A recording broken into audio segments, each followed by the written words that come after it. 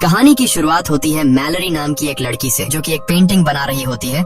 Malory pregnant है और कुछ ही दिन बाद उसका बच्चा पैदा होने वाला है। तभी उसकी बहन जेसिका आती है और मैलरी से कहती है कि तुमने टीवी पर न्यूज देखा है, न्यूज में कुछ अजीब सी खबरें दिखाई जा रही हैं। मैलरी जब न्यूज देखती है तो उसे पता चलता है कि रशिया में एक ऐसी बीमारी फैल गई है जिसमें इंसान अपने दिमाग पर कंट्रोल खो देता है और यह बीमारी उस इन्फेक्टेड इंसान को खुद की जान लेने पर मजबूर कर देती है। रिपोर्टर बताता है कि अब तक पूरी तरह से किसी को भी पता नहीं है कि यह एक बीमारी है या फिर कोई वायरस। बस अचानक किसी चीज को देखकर लोग अपने आप पे कंट्रोल खोकर बेरहमी से अपनी जान ले लेते हैं। न्यूज में बताया जाता है कि यह बीमारी लाखों लोगों में फैल गई है और अब यह बीमारी रशिया से दूसरी कंट्रीज में भी फैल रही है। लेकिन मैलरी इस न्यूज को इग्नोर करके जेसिका के साथ अपनी प्रेगनेंसी चेकअप के लिए हॉस्पिटल चली जाती है। वहाँ डॉक्टर उसे खुशखबरी देती है कि बच्चा बिल्कुल ठीक है और जल्द ही वो माँ बनने वाली है। ये सुनकर मैलरी खुश हो जाती है और वापस घर लौटने लगती है। लेकिन हॉस्पिटल से निकलते वक्त मैलरी की नजर एक लड़की पर पड़ती है जो अपने सिर को जोर जोर से सामने के शीशे से मार रही होती है। यह देखकर मैलरी घबरा जाती है और जल्दी जाकर जेसिका के साथ कार में बैठ जाती है। मैलरी जेसिका से कहती है कि जल्दी चलो, मुझे लगता है कि रशिया का वो खतरनाक वायरस यहाँ भी पहुँच चुका है। बाहर सड़कों पर लोगों में हलचल मच चुकी थी और लोग खुद को मारने लगे थे। जेसिका जल्दी से गाड़ी स्टार्ट करके तेजी से घर की तरफ गाड़ी को भगाती है, लेकिन अब हालात और बिगड़ते जा रहे थे। सड़क पर बहुत सारे एक्सीडेंट होने लगते हैं। यह देखकर मैलरी बहुत ज्यादा डर जाती है और तभी ड्राइव करते हुए जेसिका कुछ ऐसा देख लेती है जिससे उसकी आंखों का कलर चेंज हो जाता है। अब जेसिका अपने आप पर कंट्रोल खोकर कार की स्पीड बढ़ा देती है और सामने से आने वाली गाड़ियों से खुद का एक्सीडेंट करवाने लगती है। मैलरी उसे ऐसा करने से रोकती है पर जेसिका नहीं रुकती, जैसे किसी ने उसके दिमाग पर काबू कर लिया हो। और तभी कार एक दूसरी गाड़ी से टकराकर इनका एक्सीडेंट हो जाता है। लकीली इस एक्सीडेंट में दोनों बच जाती हैं और दोनों गाड़ी से बाहर निकल आती है। लेकिन इससे पहले कि मैलरी कुछ समझ पाती तभी वो देखती है कि उसकी बहन जेसिका एक ट्रक के सामने आकर अपनी जान दे देती है। मैलरी अपनी आंखों के सामने जेसिका की इतनी भयानक मौत देखकर बहुत ज्यादा डर जाती है। लेकिन हालात कुछ ऐसे थे कि उसे अपनी बहन की डेड बॉडी के पास जाने का टाइम भी नहीं मिलता। वो देखती है कि चारों तरफ लोगों में भगदड़ मची हुई है और मैलरी भी उन्हीं लोगों में शामिल होकर आगे की तरफ दौड़ने लगती है। लेकिन पीछे से उसे कोई धक्का देकर नीचे गिरा देता है। तभी एक औरत उसकी मदद करने आती है, लेकिन इससे पहले कि वो मैलरी को उठा पाती तभी उसे भी सामने कोई चीज दिखाई देती है और वो औरत भी जेसिका की तरह एक जलती हुई कार में बैठकर अपनी जान दे देती है। इसी बीच टॉम नाम का एक बंदा आता है। वो मैलरी को उठाकर पास के घर के अंदर ले आता है। इस घर में पहले से कुछ लोग मौजूद होते हैं और ये लोग भी अचानक से ये सब देखकर बहुत ज्यादा डरे हुए होते हैं। घर के अंदर मौजूद सभी लोग एक दूसरे से पूछते हैं कि आखिर क्या हो रहा है, पर किसी को कुछ पता नहीं होता। इसलिए ये लोग टीवी ऑन करते हैं। न्यूज में बताया जाता है कि बाहर कुछ ऐसी चीज मौजूद है जिसे देखते ही लोग पागल हो जाते हैं और खुद को मारने पर उतर आते हैं। रिपोर्टर बताता है कि यह वायरस पूरी दुनिया में फैल चुका है, इसलिए जो कोई भी इस वायरस से इन्फेक्टेड नहीं हुआ है उसे चाहिए कि वो अपने घर की सारी खिड़की दरवाजे बंद रखे और घर से बाहर निकलने की गलती बिल्कुल न करे। ये लोग जल्दी से घर की सभी खिड़कियां बंद कर देते हैं और साथ ही साथ खिड़कियों के शीशे भी पेपर से ढक देते हैं ताकि बाहर मौजूद उस राक्षस की नजर अंदर इन पर न पड़ सके। इसी तरह से 3 दिन बीत जाते हैं, लेकिन अभी तक किसी को समझ नहीं आता कि यह सब क्या हो रहा है। ये सभी लोग घर में परेशान बैठे होते हैं। तभी बाहर से दरवाजे पर नॉक होता है। एक लड़की जो रो रो कर इनसे रिक्वेस्ट करती है कि प्लीज दरवाजा खोलो। टॉम उस लड़की के लिए दरवाजा खोलने जाता है पर डगलस उसे दरवाजा खोलने से मना करता है क्योंकि उसे डर था कि कहीं यह लड़की इन्फेक्टेड ना हो। लेकिन यहाँ मैलरी डगलस पर बंदूक तान देती है और टॉम को उस लड़की के लिए दरवाजा खोलने को कहती है। टॉम उसके लिए दरवाजा खोल देता है और वो लड़की अंदर आ जाती है। उस लड़की का नाम ओलिम्पिया है और ओलिम्पिया भी प्रेग्नेंट थी। ओलिम्पिया से जब पूछा जाता है कि तुम अपनी आंखों पर पट्टी लगाकर यहाँ तक कैसे पहुँची, तब ओलिम्पिया बताती है कि उसका खाना खत्म हो गया था, इसीलिए वो एक एक करके हर एक घर का दरवाजा नॉक करते हुए यहाँ तक पहुँच गयी। यह सुनकर डगलस कहता है कि हम सबका भी भूख से बुरा हाल हो गया है क्योंकि ये लोग भी पिछले 7 दिनों से इसी घर में फंसे हुए हैं, इसलिए ये लोग सोचते हैं कि बाहर से खाना कैसे लाया जाए। हालांकि घर से कुछ ही दूर एक सुपरमार्केट है, लेकिन वहाँ तक बिना देखे पहुँचना एक बड़ा चैलेंज था। तब इस घर का मालिक कहता है कि घर के बाहर सीसीटीवी कैमरास लगे हुए हैं। अगर हम सीसीटीवी कैमरा के जरिए उन मॉन्स्टर्स का लोकेशन पता लगा लें तो हम उन मॉन्स्टर्स से छिपकर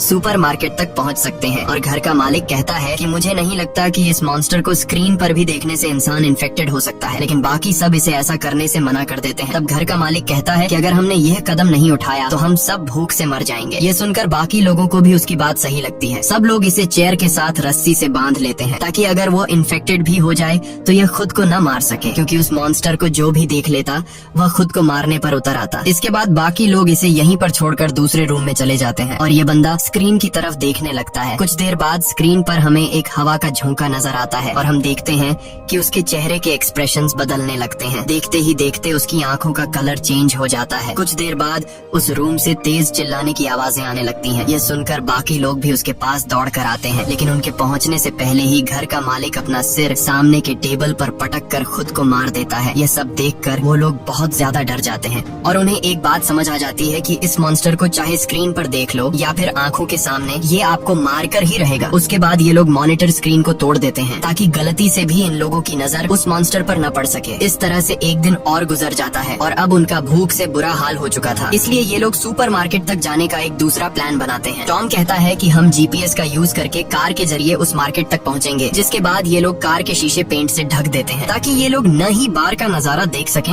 और न ही बाहर से कोई उन्हें अंदर देख सके। जिसके बाद 5 लोग जीपीएस की मदद से गाड़ी लेकर बाहर निकलते हैं और धीरे धीरे बिना आगे की सड़क नजर आए जीपीएस की मदद से आगे बढ़ते हैं। यहाँ हम देखते हैं कि पूरा शहर वीरान हो चुका है। चारों तरफ सड़क लाशों से भरी पड़ी है। कुछ दूर आगे जाने के बाद कार तेजी से वाइब्रेट करने लगती है। कार के सेंसर से पता चलता है कि कार को चारों तरफ से उन मॉन्स्टर्स ने घेर लिया है, लेकिन टॉम हार नहीं मानता और गाड़ी को आगे बढ़ाता है और जैसे तैसे करके ये लोग स्टोर तक पहुँच जाते हैं, जहाँ पर ये लोग अपनी आंखों पर पट्टी बांधकर कार से उतरते हैं और स्टोर के अंदर पहुँच जाते हैं। अंदर आकर ये लोग सबसे पहले खिड़की दरवाजे बंद करते हैं और फिर ये लोग अपनी आंखों से पट्टियां उतार देते हैं। स्टोर में खाने पीने और जरूरत की तमाम चीजें मौजूद थीं, जिसे देखकर वे सभी बहुत खुश होते हैं और हर एक बंदा जितना हो सके उतना राशन इकट्ठा कर लेता है। यहाँ हम मैलरी और टॉम को देखते हैं जो एक दूसरे से बातें कर रहे होते हैं। टॉम एक अच्छा इंसान था और टॉम ने मैलरी की जान भी बचाई थी। उनकी बातों से हमें पता चलता है कि ये एक दूसरे को पसंद करने लगे हैं।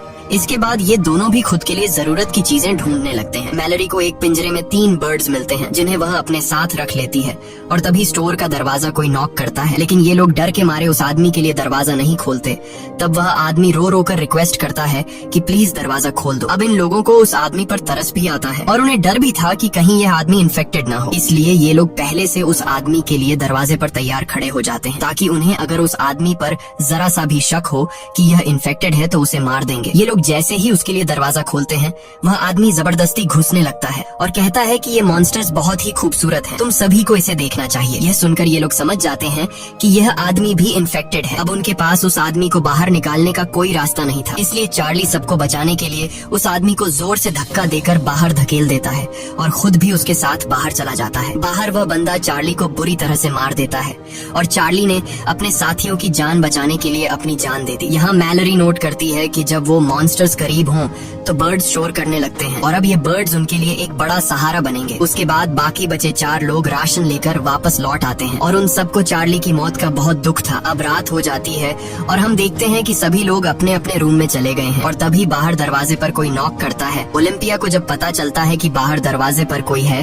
तो वो बिना सोचे समझे उस आदमी को घर के अंदर ले आती है, लेकिन तभी मैलरी उसे देख लेती है और उसे गन से शूट करने की धमकी देती है। यहाँ पर घर के बाकी लोग भी कमरों से बाहर निकल आते हैं और एक अनजान आदमी को देखकर ये लोग डर जाते हैं और ओलिम्पिया पर चिल्लाने लगते हैं कि तुमने इस आदमी को अंदर क्यों लाया। ओलिम्पिया कहती है कि मैं अकेले बाहर रह चुकी हूँ, मुझे पता है कि अकेले बाहर रहना कितना मुश्किल है, इसीलिए मुझे इस आदमी पर तरस आकर मैंने उसे अंदर लाया। और यहाँ ये आदमी जिसका नाम गैरी है वह बताता है कि प्लीज मुझे घर से बाहर मत निकालो। वो कहता है कि मेरे घर में कुछ साइको लोग घुस आए थे जिन्होंने मेरे दोस्तों की आंखें जबरदस्ती खोल दी और उन्हें उस शैतान को दिखा दिया जिसे देखते ही मेरे सारे दोस्तों ने सुसाइड कर लिया, पर मैं किसी तरह बचकर भागते भागते यहाँ तक पहुँच गया। यहाँ हमें पता चलता है कि जो कोई भी उस शैतान को देख लेता है तो वो शैतान उस इंसान को कुछ ऐसा दिखाता है जिससे वो बहुत ज्यादा डर जाता है। यानी यह शैतान उस इंसान को उसकी जिंदगी का सबसे बड़ा दुख या फिर नुकसान दिखाता है। ये दुख इतना गहरा होता है कि वो सह नहीं पाता और अचानक बहुत ही ज्यादा डिप्रेशन में जाकर वो इंसान खुद को मार देता है। यहाँ गैरी कुछ और बातें भी बताता है। वो कहता है कि उन साइको लोगों की आंखों पर पट्टी नहीं थी बल्कि वो उस शैतान को देखकर खुश हो रहे थे। गैरी की यह बातें सुनकर हमें पता चलता है कि वो शैतान उस इंसान को नहीं मार पाता जो अपनी जिंदगी में पहले से बहुत ज्यादा दुखी होता है, क्योंकि वो पहले से ही अंदर से टूटा हुआ होता है। इसलिए वो इंसान जो पहले से अपनी जिंदगी डिप्रेशन में गुजार रहा हो, उस पर शैतान की इस चाल का ज्यादा असर नहीं होता, बल्कि शैतान उसे अपना गुलाम बना लेता है ताकि इंसान के रूप में रहते हुए ये लोग और इंसानों का शिकार कर सकें। अब क्या गैरी भी उस शैतान का एक पपेट है या फिर इन्हीं की तरह एक आम इंसान, ये तो हमें आगे पता चलेगा। यहाँ सब लोग गैरी को घर में रहने की इजाजत दे देते हैं, लेकिन डगलस को गैरी पर बिल्कुल भरोसा नहीं होता और वो गुस्से में गन लेकर उसे बाहर निकलने की धमकी देता है। पर तभी पीछे से शर्ला आकर डगलस को सर पर किसी चीज से मारकर बेहोश कर देती है और सब मिलकर डगलस को दूसरे कमरे में बंद कर देते हैं और गैरी सबका शुक्रिया अदा करता है। उसके बाद अगले दिन अचानक मैलरी और ओलिम्पिया दोनों को एक साथ लेबर पेन्स शुरू हो जाते हैं। टॉम और शर्ला उनकी मदद करते हुए दोनों को ऊपर के कमरे में ले जाते हैं, लेकिन गैरी नीचे ही रहता है और उसकी हरकतें भी कुछ अजीब सी होने लगती हैं। वो शैतान की ढेर सारी तस्वीरें निकालकर टेबल पर रख देता है और उसकी आंखें देखकर हमें पता चलता है कि गैरी भी शैतान के कंट्रोल में है। इसी बीच मैलरी और ओलिम्पिया अपने बच्चों को जन्म देती हैं। ओलिम्पिया को एक बेटी होती है और मैलरी को एक बेटा। लेकिन नीचे पिंजरे में बंद पंछी शोर करने लगते हैं, जिसे गैरी तंग होकर पिंजरे को उठाकर फ्रिज में बंद कर देता है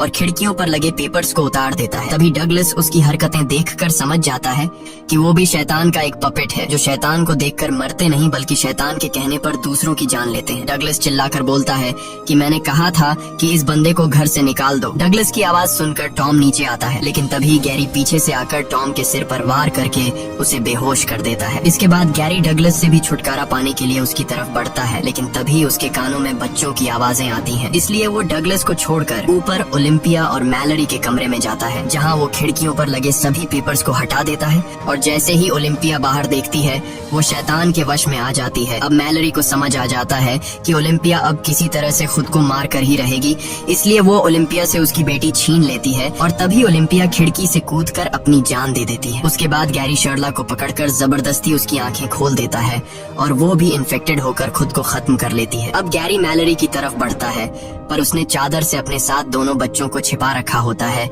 इसलिए अभी तक वो ठीक रहती है। पर गैरी उसे चादर छीनकर बाहर देखने के लिए उकसाने लगता है, लेकिन तभी वहाँ डगलस बंदूक लेकर पहुँचता है और अपनी आंखें बंद करके गैरी को शूट करने की कोशिश करता है। पर गैरी को पता होता है कि डगलस को नजर नहीं आ रहा, इसलिए वो मौके का फायदा उठाते हुए दौड़कर डगलस को अपने साथ ऊपर के फ्लोर से नीचे ग्राउंड फ्लोर पर गिरा देता है। गैरी डगलस को सीजर से मार देता है, ये कहते हुए कि तुम उस शैतान की खूबसूरती को नहीं देख पाओगे। इसी बीच टॉम को होश आता है और किसी तरह शॉट गन उठाकर गैरी को मारकर खत्म कर देता है। उसके बाद टॉम ऊपर जाकर मैलरी और बच्चों को शांत करता है। अब सिर्फ टॉम, मैलरी और 2 बच्चे जिंदा बचे थे। इसके बाद 5 साल के बाद का सीन दिखाया जाता है, जहां मैलरी और टॉम अब रिलेशनशिप में हैं और बच्चे भी बड़े हो चुके हैं, लेकिन खतरा अभी तक टला नहीं। बाहर अभी भी शैतान के कंट्रोल में लोग घूम रहे थे और वो नॉर्मल इंसानों को पकड़कर मार डालते थे। ये लोग पिछले 5 सालों से इसी तरह से चुपचाप जिंदगी गुजार रहे हैं। मैलरी ने बच्चों को इस मुश्किल स्थिति में सरवाइव करने के सभी तरीके सिखा दिए थे। यहाँ आप लोगों को भी पता चल चुका होगा कि जो लड़का है वो मैलरी का अपना बेटा है, लेकिन ये लड़की मैलरी की बेटी नहीं, बल्कि ये लड़की ओलिम्पिया की बेटी है, जो मरने से पहले ओलिम्पिया ने मैलरी के हवाले कर दी थी। एक दिन रेडियो से आवाज आती है जिसमें रिक नाम का एक आदमी बताता है कि हम जहाँ पर हैं ये जगह पूरी तरह से सेफ है। यहाँ पर हमारी एक कॉलोनी है, इस कॉलोनी में खाने पीने और जरूरत की तमाम फैसिलिटीज मौजूद हैं। वो आदमी बताता है कि अगर तुम लोग यहाँ आना चाहते हो तो नदी के बहाव के साथ आओ। जब नदी का बहाव सबसे तेज होगा तो वहीं पास के जंगल के बीच हमारी कॉलोनी मिल जाएगी। वहाँ बहुत सारे बर्ड्स हैं जिनकी आवाज सुनकर तुम हमें ढूंढ सकते हो। और हाँ, नदी के बहाव के साथ यहाँ आने में तुम्हें 2 दिन लगेंगे। टॉम उस आदमी पर भरोसा करके वहाँ जाना चाहता था, पर मैलरी वहाँ जाने से मना करती है। वो कहती है शायद ऐसा भी हो सकता है कि वो इंसान इन्फेक्टेड हो